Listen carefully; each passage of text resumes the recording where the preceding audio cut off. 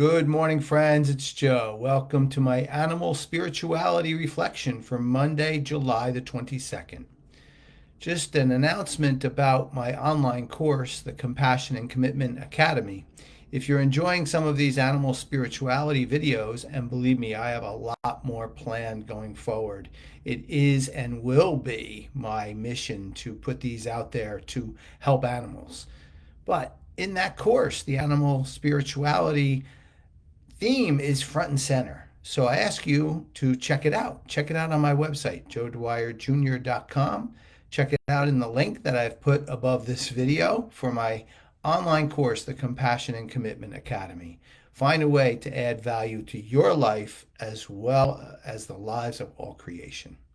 So, with that, I hope you're doing well on this Monday morning and you're ready for some more absolute positive inspirational information that come from some of the least likely beings, the animals we share this planet with.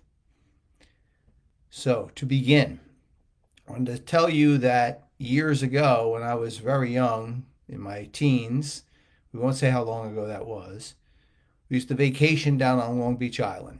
And I still go there and I enjoy it. It's here on the New Jersey coast. If those of you who are unfamiliar with New Jersey, it's a beautiful place. I've always enjoyed the Jersey Shore. So I was the young boy who used to get up early and go to the beach when no one was there and hang out with the seagulls. Yes, that was me. And one year I came upon this seagull who had one of his legs obviously compromised in a very big way. It was mangled, basically. So it was dangling, but he could put no weight on it. He could only walk on the one leg. And you know how the seagulls walk, right? It's almost like their knees are backwards. It's an interesting way they get around. But this guy wasn't even able to do that. He only was able to hop along. And my heart went out to him. I really felt for this poor little guy trying to go into the surf and find some food and do what he can do to hang out with his friends. He was compromised. He had obviously a difficult way of life in front of him. And the softness was there from me to him. And every day I would go back and he'd be there. And I'd be there for several days in a row, and I was always anxious to see him.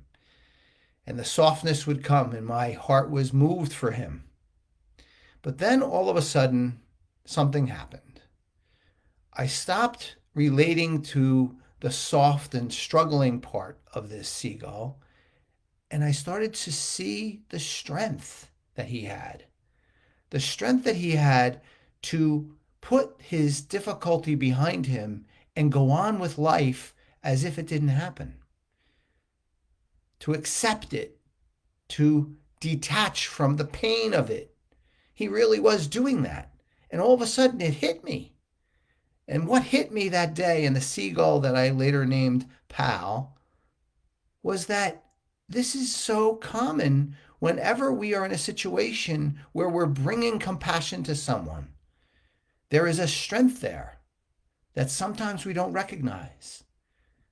Now, I'm definitely saying that we should start with the compassion because that's what makes this world go round, to be compassionate to one another. But I'm asking you to now look for the strength that's there in this individual, whoever they may be. And years later, when I went into ministry and I was there with dying people and dying animals and asked to be there when a dog was being euthanized in a family, I realized that the strength was there in this beautiful soul, a strength that would motivate anyone who could recognize it. But that was the key, my friends, to recognize it.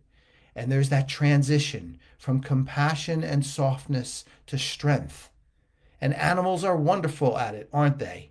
They don't complain. They don't sit there and feel sorry for themselves. They move on. And they give us that very beautiful lesson to connect to that strength that is there. And then the connection between you and them gets even stronger. And that's what happened with me and Pal, the seagull. On the last day that I saw him, it was joyous to be there because I was soaking in his strength. And then, as I said, years later, I soaked in the strength of so many others by having this recognition.